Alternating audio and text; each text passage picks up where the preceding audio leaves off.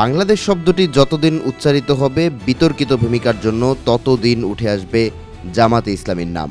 স্বাধীনতা দিবস উদযাপনে যখন ব্যস্ত দেশবাসী, তখনই বড় এক ধাক্কা খেল জামাত। সম্প্রতি যুক্তরাষ্ট্রের পার্লামেন্টে ১৯৭১ সালে বাংলাদেশে সংঘটিত গণহত্যার স্বীকৃতির দাবিতে একটি প্রস্তাব উত্থাপন করা হয়। এতে উল্লেখ করা হয় সে সময়কার ব্যাপক হত্যাকাণ্ড, ধর্ষণ ও বাস্তুচ্যুতির মতন নৃশংসতার কথা।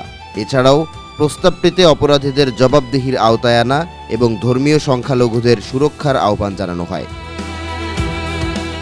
মার্কিন প্রতিনিধি পরিষদে এ প্রস্তাব উত্থাপন করেন আইন প্রণেতা গ্রেগ ল্যান্ডসম্যান।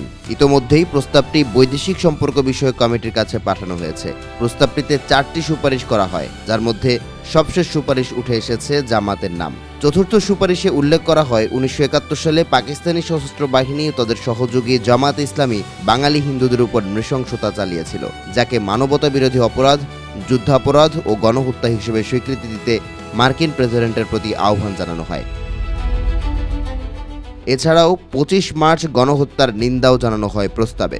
বিশ্লেষকরা এই প্রস্তাবকে গুরুত্ব সহকারে দেখছেন, কারণ ১৯৭১ সালে মহান মুক্তিযুদ্ধের সময় যুক্তরাষ্ট্র নিরপেক্ষ দর্শক ছিল না, বরং পূর্ব পাকিস্তানে কি ঘটেছিল সে বিষয়ে বিস্তারিত জানত ওয়াশিংটন। ঢাকায় নিযুক্ত তৎকালীন মার্কিন কনসাল জেনারেল আর্চার কে ব্লাড একটি তীব্র ভাষার টেলিগ্রামে স্টেট ডিপার্টমেন্টকে বিষয়টি স্পষ্টভাবে জানিয়েছিলেন।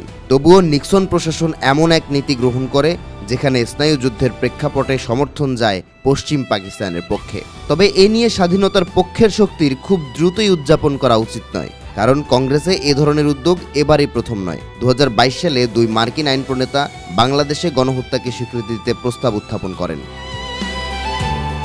পাশাপাশি পাকিস্তানকে তার ভূমিকা স্বীকার করে আনুষ্ঠানিকভাবে ক্ষমা চাওয়ার আহ্বানও জানানো হয়। তবে 4 বছর আগের সেই প্রস্তাবটি কমিটি পর্যায়ে ছাড়িয়ে এগোয়নি।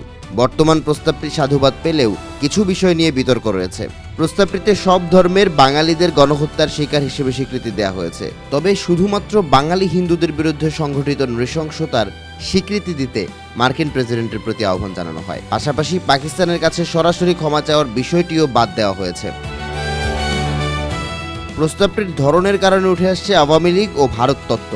বিশ্লেষকদের ধারণা, আওয়ামী লীগের লবিংয়ের কারণে গণহত্যার প্রসঙ্গে শুধুমাত্র হিন্দুদের কথা যোগ করা হয়েছে, যা পাশ হলে ভারতের ধর্মীয় বিভাজনের নীতি সফল হবে। পাশাপাশি বিপদে পড়বে জামাত ইসলামী। তাই নৈতিক নয়, বরং প্রস্তাবটিকে রাজনৈতিক উদ্দেশ্য প্রণোদিত হিসেবে মনে করা হচ্ছে।